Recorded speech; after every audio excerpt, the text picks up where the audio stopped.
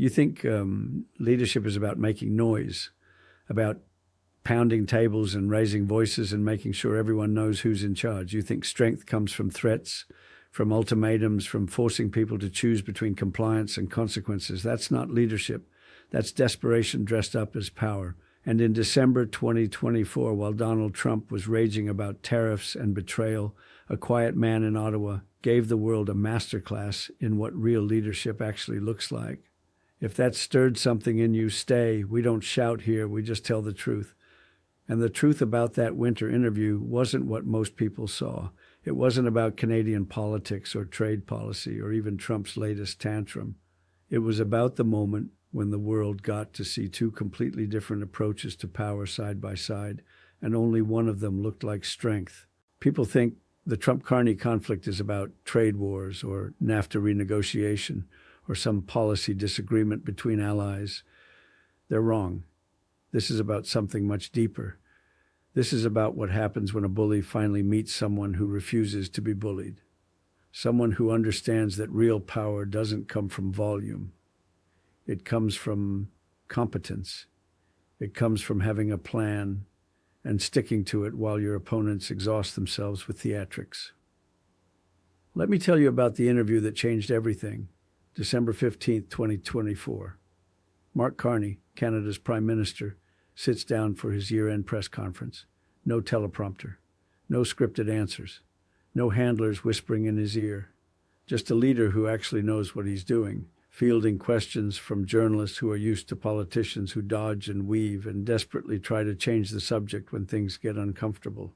The first question cuts right to the heart of the matter. With Trump facing legal challenges and political chaos, should Canada just wait him out? Most politicians would have danced around that question, offered some diplomatic non-answer about respecting democratic processes. Carney doesn't blink. His response is devastating in its simplicity.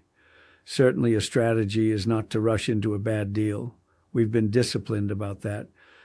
And every week that goes by, the more Canada develops its economic strategy at home, the more it develops relationships abroad, the stronger Canada gets.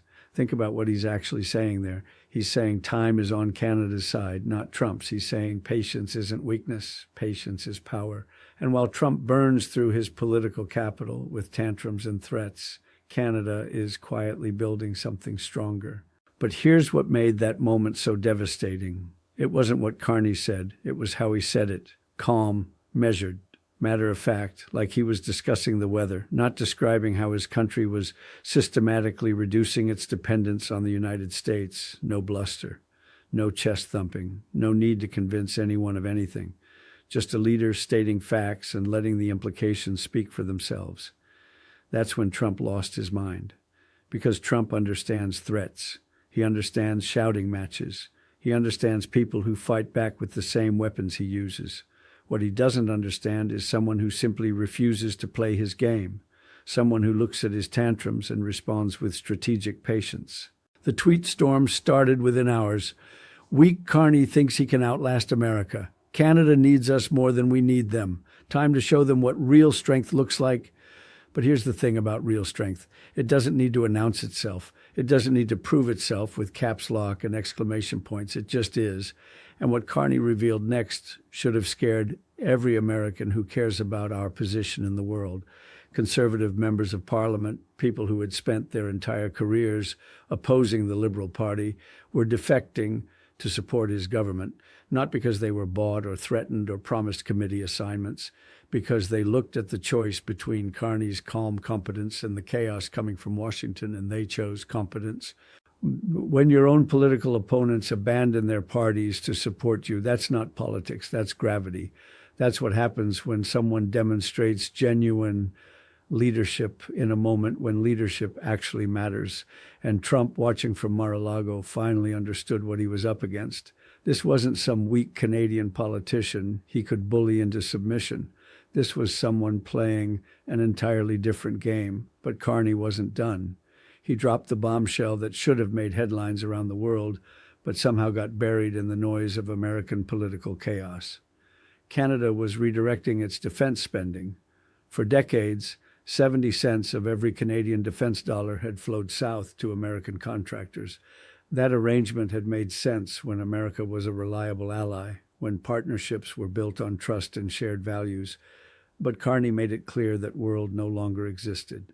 That $80 billion in defense investment, it was staying in Canada now, building Canadian industry, creating Canadian jobs, developing Canadian capabilities. Not because Canada wanted to abandon the relationship, because Canada could no longer afford to depend on a partner that had proven itself unreliable. Think about what that means. Your closest ally, the country you share the longest peaceful border in human history with, has concluded they need to prepare for a world where they can't count on you. They're not doing this to hurt America. They're doing it to survive America, to survive the chaos and unpredictability that has become our signature on the world stage. Trump's response was pure rage. Ungrateful Canadians. We protect them. We made them rich. Now they stab us in the back. But rage isn't strategy. Rage isn't strength. Rage is what happens when you realize you've lost control of a situation and don't have the skills to get it back. Because here's what Trump never understood about the relationship between our countries. It wasn't built on dominance and submission. It was built on mutual benefit and mutual respect. When you replace respect with threats, when you treat allies like vassals, you don't get stronger, you get weaker. You drive away the very people who made you powerful in the first place. And Carney wasn't just talking about defense spending. He was describing a complete reorientation of Canadian foreign policy.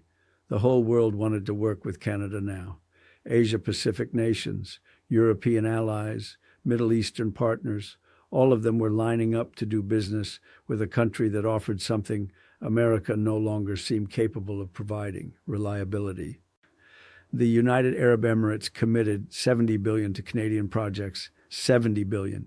And according to Carney, Canada didn't even ask for it. They volunteered because they wanted to partner with a country that kept its word, that honored its commitments, that didn't change direction every time the political winds shifted. This is how empires fall.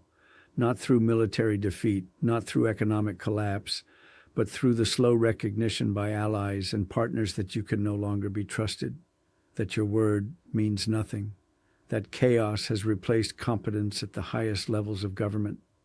Trump spent years bragging about his deal-making skills, his ability to negotiate, his talent for getting other countries to do what America wanted. But what he actually did was teach the world that American commitments were worthless, that agreements could be torn up on a whim, that decades of partnership could be sacrificed for a tweet or a rally soundbite. Carney understood this better than anyone. He'd run the Bank of Canada through the 2008 financial crisis. He'd run the Bank of England through Brexit. He knew how institutions work, how trust operates, how confidence gets built and destroyed. And he applied those lessons to managing the most important bilateral relationship in Canadian history. When Trump demanded immediate concessions, Carney offered strategic patience. When Trump threatened economic retaliation, Carney quietly diversified Canada's partnerships. When Trump attacked Canadian leaders personally, Carney responded with policy achievements. It was a masterclass in how to deal with a bully. You don't fight them on their terms. You change the game entirely. The most revealing moment in that December interview came when a journalist asked Carney directly whether he looked like a hypocrite for supporting pipeline expansion after years of climate advocacy. It was exactly the kind of gotcha question that sends most politicians into defensive spin mode. Carney stayed completely calm. He laid out his reasoning with clarity and precision. The world will use oil for decades regardless of what Canada does. Better that it be low-carbon Canadian oil than high-carbon oil from countries with worse environmental standards. You can agree with that logic or disagree with it, but what you can't deny is that Carney clearly understood the trade-offs involved. He wasn't making policy by tweet or campaign rally soundbite. He was thinking through complex problems and articulating coherent solutions. That's what governing actually looks like when it's done by someone who takes the job seriously. Yes, the contrast with Trump couldn't have been more stark. While Carney was explaining nuanced policy positions with evidence and logic, Trump was posting all-caps rants about trade deficits he didn't understand and threatening allies he couldn't afford to lose. While Carney was building coalitions and strengthening relationships, Trump was burning bridges and alienating partners. While Carney was getting stronger every week, Trump was getting more isolated. What really broke Trump wasn't any single thing Carney did. It was watching someone demonstrate what competent leadership looks like and realizing how far he'd fallen short of that standard. It was seeing conservative politicians abandon their own party to support a liberal prime minister because they recognized genuine capability when they saw it. It was watching the world line up to do business with Canada while America became increasingly isolated.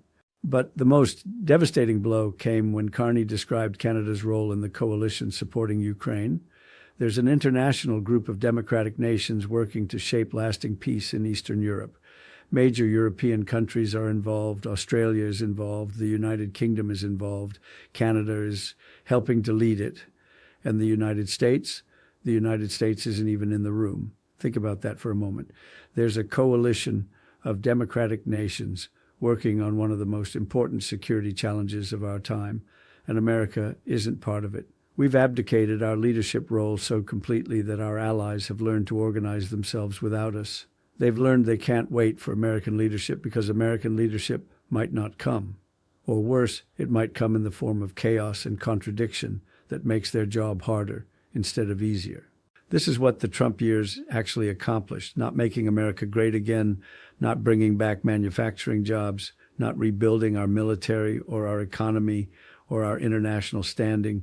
What Trump accomplished was teaching the world that America couldn't be trusted, that our word was worthless, that our commitments were conditional on the mood of whoever happened to occupy the White House. And Carney didn't need to point any of this out explicitly. He just had to exist. He just had to demonstrate what steady leadership looks like in comparison to the chaos and incompetence we'd grown accustomed to. The contrast made itself obvious. By the time that interview ended, the power dynamic between our countries had fundamentally shifted. Canada wasn't the junior partner anymore. Canada wasn't the quiet neighbor following America's lead.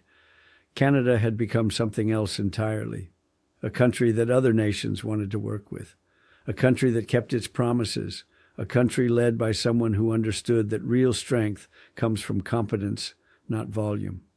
Trump never recovered from that realization, because for all his bluster about making deals and winning negotiations, he'd never actually faced an opponent who understood power better than he did. Someone who knew that the strongest position isn't the loudest one. It's the one that doesn't need to make noise because everyone can see the results. The world learned something important that winter. They learned that leadership isn't about dominating every conversation or winning every news cycle. It's about having a plan and executing it while your competitors exhaust themselves with theatrics. It's about building relationships based on mutual respect rather than fear. It's about understanding that true power comes from being the person others want to work with, not the person they have to work with. Canada chose its leader wisely. America chose chaos. And the world adjusted accordingly.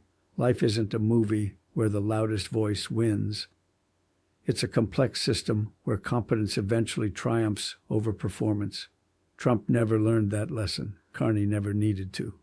This video is for educational and motivational purposes. If you're struggling, consider speaking with a qualified professional.